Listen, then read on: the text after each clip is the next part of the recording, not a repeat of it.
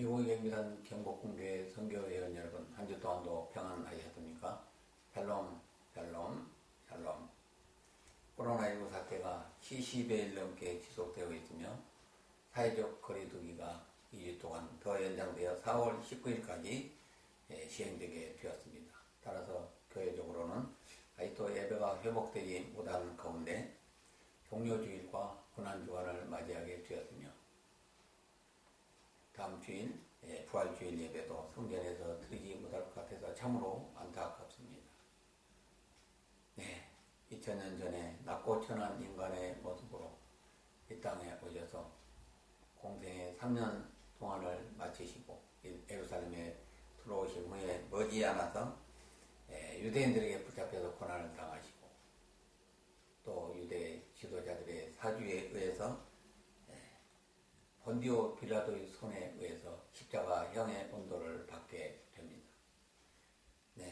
그럼 예수님께서 예루살렘의 입성 과정에서부터 십자가를 지시기까지 예수님 당하신 그 고난에 대해서 차례로 살펴보도록 하겠습니다. 예수님이 첫 번째 당하신 고난의 여정은 예루살렘의 입성과 최후의 만찬입니다. 먼저 예루살렘 입성에 관해서 말씀을 살펴보도록 하겠습니다. 요한복음 12장 12절부터 14절 말씀인데요. 시간 관계상 눈으로 읽어주시기 바랍니다. 요한복음 12장 12절부터 14절 말씀입니다. 감사합니다. 예루살렘에는 유월절 명절을 지키기 위해서 주변 국가들에서 온 수많은 유대인들로 가득하였습니다. 수백만 명이 됐다고 합니다. 예수님은 예루살렘 입성을 위해서 스가랴서 9장 9절에 기록된 예언된 죄로 어린 나귀를 타시고 예루살렘으로 들어가시게 되었습니다. 이 소식을 들은 많은 유대인들은 4-5km 떨어진 여리고에서부터 종려나무 가지를 꺾어서 길에 펴고 자신들의 겉옷을 벗어서 또한 길에 펴면서 모든 무리가 소리 높여 외쳐 이르되 호산나 다윗의 자손이여 찬송하리로다. 주의 이름으로 오시는 이여 가장 높은 곳에서 호산나 하더라. 아멘. 이스라엘의 왕으로 오신 예수님의 예루살렘 입성을 환영하며 높이 높이 찬송으로 외쳤던 것입니다. 이에 온 성이 소동을 했던 것이죠. 예수님께서는 예루살렘 성전에 들어가셔서 먼저 성전을 청결하게 하신 후에 저녁이 되어 제자들에게 마가의 다락방에서 최후의 만찬을 베푸십니다.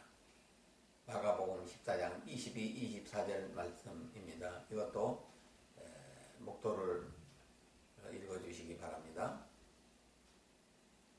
마가복음 14장 22, 24절 말씀입니다. 감사합니다. 예수께서 만찬 위에 떡을 가지시고 축사하신 후에 이것은 내 몸이다라고 말씀하시면서 떡을 떼어 제자들에게 나누어 주셨습니다. 자신이 말씀이 육신되어 생명의 떡으로 오신 것이라고 말씀하신 것입니다. 또 잔을 가지고 감사 기도하신 후에 제자들에게 잔을 나누실 때 이것은 많은 사람을 위하여 내가 흘린 피, 즉 언약의 피라고 말씀하셨습니다. 이것은 예수님께서 죄를 대속하기 위해서 십자가에서 흘리실 대속의 피를 의미하신 것입니다. 결국 제자들은 마지막 만찬 시에 예수님의 살과 피를 먹고 마시게 됨으로써 예수님과 하나가 되게 되었던 것입니다. 이것이 오늘날 성찬식의 의례가 되는 것이며 이러한 성찬식을 통해서 예수님의 살과 피를 먹는 것과 같은 성령의 임재하심을 통해서 성찬식에 참여한 자는 예수님과 하나가 되는 은혜를 체험할 수가 있는 것입니다.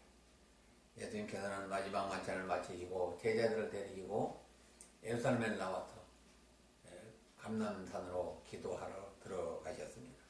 오늘 두 번째 예수님의 고난의 여정은 겟세마네에서 기도하시는 것입니다. 마가복음 14장 33, 36절을 함께 읽도록 하겠습니다. 베드로와 야고보와 요한을 데리고 가실 때 심히 놀라시며 슬퍼하사 말씀하시되 내 마음이 심히 고민하여 죽게 되었으니 너는 여기 머물러 깨어있으라 하시고 조금 나아가서 땅에 엎드려 될 수 있는 대로 이때가 자기에서 지나가기를 구하여 이르되 아빠 아버지와 아버지께서는 모든 것이 가능하오니 이 잔을 내게서 옮기시옵소서. 그러나 나의 원대로 마옵시고 아버지 원대로 하옵소서 하시고 아멘. 예수님은 감람산 즉 겟세마네 동산에 이르시자 베드로와 야고보와 요한 삼총사를 데리시고 기도할 곳을 찾으시면서 자신이 십자가 지실 것을 생각하니 참으로 슬프고 고통스럽다고 말씀하시면서 너희는 여기서 깨어있으라고 하십니다. 그리고 예수님은 조금 멀리 떨어진 곳에 엎드려서 다시 무릎을 꿇고 이때가 자기에서 지나가시길 기도하셨던 것입니다. 그 기도 내용이 아빠 아버지요 아버지께서는 모든 것이 가능하신 분입니다. 그렇기 때문에 내가 이 잔을 내게서 옮기시옵소서.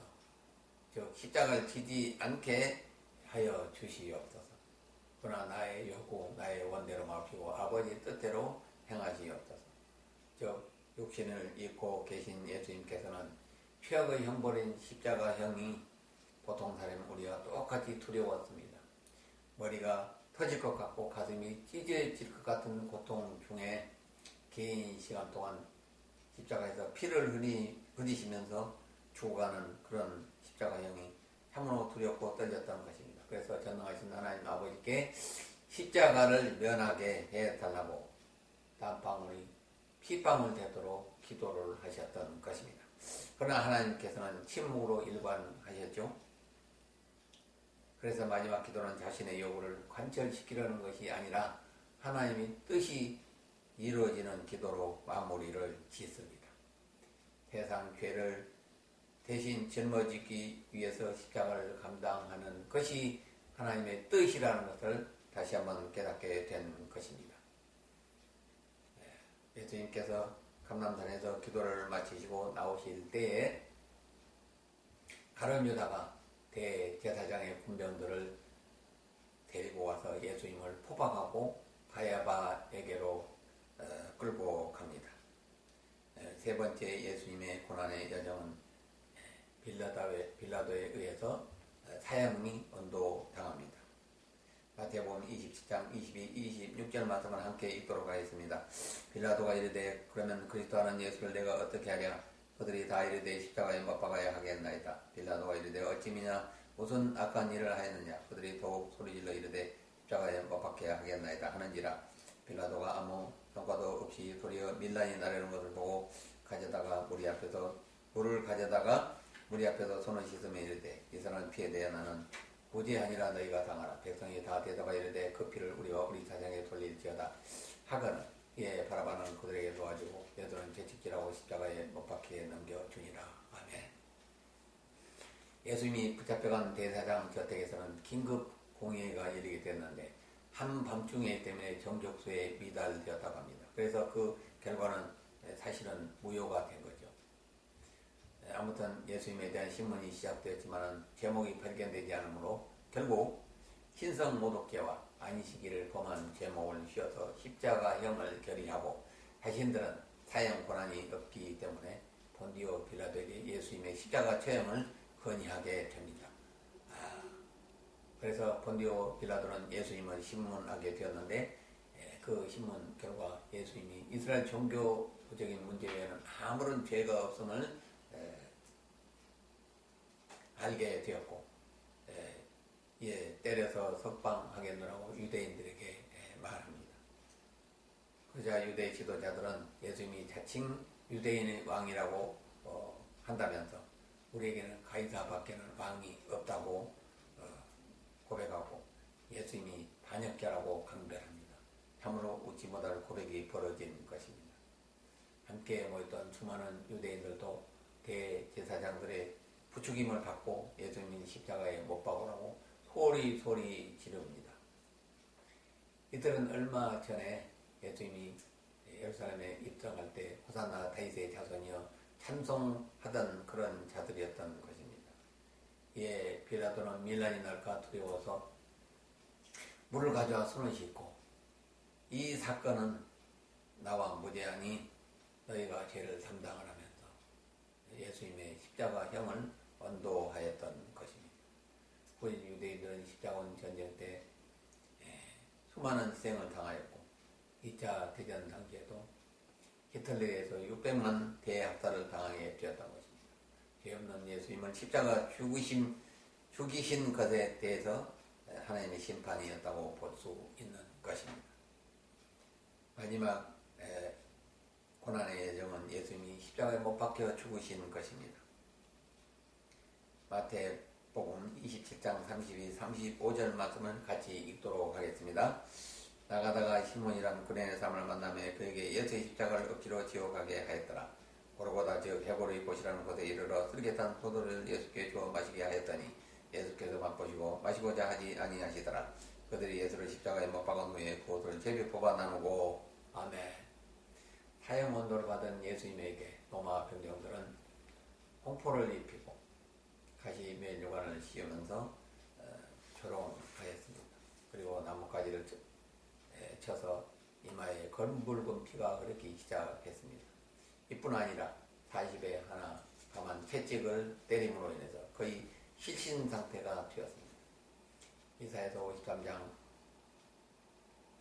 5절의 말씀처럼 그가 채찍에 맞음으로 나음을 얻었고 아멘. 하지만 로마 병영들은 수없이 쓰러지고 넘어진 예수님에게 그 무거운 십자가를 짊어지게 하고 골고다 언덕을 오르게 합니다. 마치 이삭이 번제단의 나무를 짊어지고 모리아산에 오르는 것과 같이 말입니다. 피하 돌로로서 길을 오르게 한 것입니다. 예수님이 더 이상 십자가를 짊어질 수 없게 된 것을 판단한 로마 부인들은 지나가는 구레네 사람 시몬에게 십자가를 지웁니다. 예수님은 십자가에 붙들리고 매달려서 끌려서 골고다 언덕에 도착하였습니다. 쾅쾅쾅 대못을 십자가에 내리치는 방치 소리와 함께 예수님은 양손과 두 발목에 녹슬은 큰 대못이 박히게 됩니다. 얼마나 끔찍하게 아프셨을까요? 잠시 후 십자가가 되어집니다. 곧바로 몸의 하중으로 인해 양 손목으로부터 피가 흐르면서 통증이 시작됩니다. 이때 함께 좌우에 십자가에 매달린 두 강도가 예수님을 비난합니다. 또 지나가는 자들은 머리를 흔들면서 내가 하나님의 아들이거든 십자가에서 내려와 보라고 비난을 합니다. 또 제사장과 서기관들도 함께 희롱하여 이르되 십자가에서 내려오면은 당신을 메시아로 믿겠노라고 비난을 합니다. 예수님이 십자가에 매달린 지 3시간 만인 12시에 갑자기 해가 빛을 잃고 온 땅이 어둠에 임하더니 오후 3시에까지 칠흑 같은 어둠이 계속되었다는 것입니다. 하나님의 아들 예수 그리스도께서 십자가에서 고통받으시면서 죽으실 때 천지 만물도 진동하면서 흑암 중에 머물렀던 것입니다. 네, 이때 예수님께서 엘리 나마 사박다니 나의 하나님 나의 하나님 어째 나를 버리시나이까. 차마 아버지라 부르지 못하고 하나님이라고 부릅니다. 철저하게 죄인의 부르짖음이었습니다. 이렇게 고통 중에 죽어가는데 어찌하여 하나님께서는 침묵만 하고 계십니까? 그러나 무거운 침묵만이 계속됩니다. 결국 예수님께서 다 이뤘다시고 크게 소리 지르면서 영원히 떠나가셨던 것입니다. 이때 예루살렘 성전의 휘장이 위에서 아래부터 쫙 찢어 내려왔습니다. 바위가 터지고 무덤들이 열리고 자던 성도들이 일어났던 것입니다. 이 광경을 모두 지켜보며 십자가 형장을 감독하던 로마 백부장은 그 일어난 일을 보고 힘이 두려워하면서 이분이야말로 진실로 하나님의 아들임에 분명하다고 증언하였던 것입니다. 네, 신학자 데이비스는 예수님의 십자가 처형에 대해 그 고통을 다음과 같이 상세하고 리얼하게 전해주고 있습니다. 마치 패션 오브 크라이스트 영화의 그 장면보다도 더욱더 생생한 내용인 것 같습니다. 길지만은 제가 읽어드리도록 하겠습니다. 군병들의 명령에서 시몬이 형틀을 땅에 내려놓자마자 예수를 땅에 쓰러뜨려 등과 발이 형틀에 닿게 하는 한 병사가 예수의 손목과 남에 사각형의 무거운 못을 깊숙이 박았다. 쾅쾅쾅. 그는 재빨리 반대편으로 가서 또 다른 못을 박았다. 그리고 나서 십자가를 세운 후에 예수의 양발을 모아 그 장심에 탕탕탕 못을 박았다. 이제 예수는 완전히 십자가에서 못 박힌 것이다. 두 발목에 매달린 예수의 몸이 천천히 아래로 축 처질 때 양 손목의 못에는 더 많은 무게가 걸리게 되는데 그때 양손의 못은 정중신경의 압력을 가하기 때문에 도저히 참을 수 없는 극도의 고통이 손가락에서 양발로 타고 올라와서 그 뇌속까지 진통하였던 것입니다. 이러한 고통을 피하기 위해서 예수님의 몸을 위로 밀게 되면 그의 온 무게는 그의 발에 박힌 못에 걸려서 더욱 고통스러워졌습니다. 이 시점에서 또 다른 현상이 일어났는데 양팔의 힘이 빠짐에 따라 근육에는 경련이 일어나며 쉴 수 없이 고통이 이어졌다. 한편 예수는 작은 양의 공기라도 뱃속으로 밀어넣어 숨을 쉬기 위해서 몸을 위로 올리려고 애를 썼다. 뒤틀리며 관절을 찢는 주기적인 경련들, 간헐적이고 부정적인 질식 상태, 그가 달려있는 거친 십자가 나무에 등이 부딪히면서 등살이 찢겨져서 살점이 떨어져 나오는 고통, 이런 끝없는 고통의 시간이 흐른 뒤 또 다른 고통이 시작이 되었다. 심포가 혈청으로 천천히 차서 심장을 압박하기 시작할 때 가슴 깊숙한 곳에는 찢어질 듯한 고통이 밀어 닥쳤다. 이제 모든 고통은 거의 막바지에 이르렀다. 세포 조직의 분비물은 치명적으로 흘러나왔으며 고통에 짓눌린 폐는 조금의 공기라도 호흡하기 위해서 필사적으로 노력을 했다. 압박을 받은 심장은 진하고 그 무거운 피를 세포 조직 속으로 펌프질해내느라고 애를 썼으나 점점 버거워져 갔다. 이제 예수의 몸은 극한 상태에 도달했으며 그는 죽음이 차갑게 그의 세포 조직에 파고드는 것을 느꼈다. 결국 그의 속죄의 사명은 십자가에서 죽음으로 완성되었다. 주여. 사랑하는 성도 여러분, 이처럼 참혹한 예수님의 십자가 고통, 정말로 뼈저리고 치가 떨리게 느껴지지 않습니까? 이렇기 때문에 십자가형은 최악의 사형 방법으로 로마인들에게는 금지되었던 것입니다. 그래서 로마 시민권자인 사도 바울은 목베어 죽임을 당했습니다. 즉 단도대 순교를 당하게 된 것입니다. 결론을 맺도록 하겠습니다. 점도 없고 흠도 없으신 예수님은 저와 여러분 같은 죄인을 구원하기 위해서 참혹한 고통을 당하시고 십자가에서 죽으셨습니다. 예수님은 멸시천대 침뱉음을 당하시고 또한 우리의 허물 때문에 가시 매주간에 찔리시고 끝내는 그 옆구리에 창으로 찔림을 당하고 숨을 거두셨습니다. 우리의 죄악 때문에 채찍에 상함을 당하시고 십자가에서 모든 피와 물을 다 흘리시고 죽으셨습니다. 사랑하는 성도 여러분, 예수님은 저와 여러분을 위해서 이렇게 고난받으시고 십자가에서 죽기까지 우리를 사랑하셨습니다. 2020년 고난주간을 맞이하는 저와 여러분은 예수님을 위하여 무엇을 어떻게 할 수 있습니까? 예수님 말씀하시기를 자기 십자가를 치고 나를 따르라고 말씀하셨습니다. 내가 짊어져야 할 십자가 무엇인지 그것을 찾아야 할 것입니다. 그것은 바로 예수님을 위하여 내가 무엇을 해야 하는가를 깨닫는 것입니다. 찾는 것입니다. 그것은 예수님 때문에 손해를 감수하는 것입니다. 그것은 예수님 때문에 핍박을 받아도 마땅하다고 생각하는 것입니다. 그 핍박을 감수하는 것입니다.